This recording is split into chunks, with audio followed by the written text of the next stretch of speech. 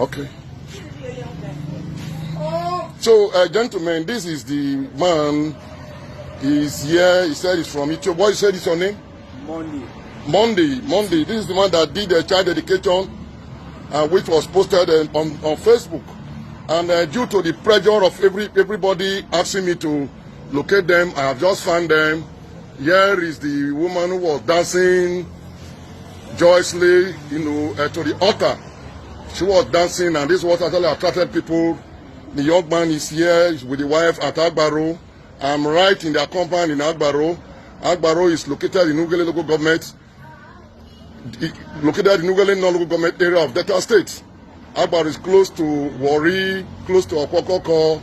On your way out, they are along the road. I've just met them.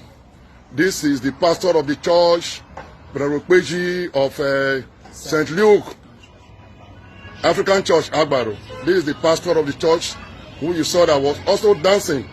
And this is Shipita, a friend who saw it on Facebook and decided to let the world know that he knows them, and he took me here. So as I'm talking, speaking with you right off, I'm right in Agbaro. Just it's called Princess Junction. Princess Junction, you can see the young man here making calls. So, Mother, what is your name? When I show the face of your baby, because Daddy, you dropped this child at the altar because you were so happy. Your name is Rose. What do you do for a living? You sell granuts. Do you hug the granuts? Yes. You hug them around the Agbaro and elsewhere. Oh, very, very good. Well, okay. So how many children do you have? How many of them do you have? Okay, just one, boy and a girl. How old is the boy? 4 years. Is he in school now? Yes. Which school is he?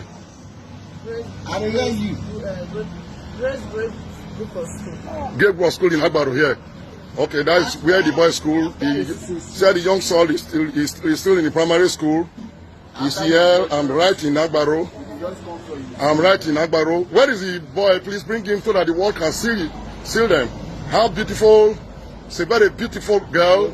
Looking very smiling. This is wonderful. God is wonderful. It's awesome. Awesome God. So what do you do for a living, sir? Actually, I have nothing doing. You have nothing doing, but what is your trade? You learn any skill? Yes, I'm learning how to build palm and sandals. Oh, that is shoemaking. Palm, okay. You build sandals, you build shoes and everything. I don't have the equipment for the work. Okay, for now you don't have any equipment for the work. So how do you feed? How do you feed? I feel bad. No, how do you feel? It's powered by my wife and my Oh, he said he doesn't do anything now because there is no equipment to do his street. That is the wife. So he lives on the wife who holds granite around Agbaro. I feel like crying for them. Because this is wonderful. God is wonderful. So I'm here to get this, a video for the world to see that what we posted is real. So, Pastor, we want to thank you. They have a boy of 4 years old. This is the compound they live in Agbaro here. This is the compound they live. It's a very kind of an environment. It's it's looking like a rural area, but though Agbaro is like most urban. This is the first child, the son who is 4 years old. He's just working with the pastor. They are here living in this environment. This is where they live. They live in one room here. These are their neighbors who are around with them. These are their neighbors. You can see the environment which the guy is living. No job, no nothing. You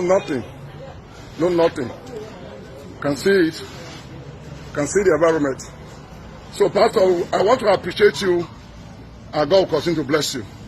We saw it, but Pastor, I just want to ask you a question. I don't know what actually happened why the church, have not been able to get them, a wheelchair.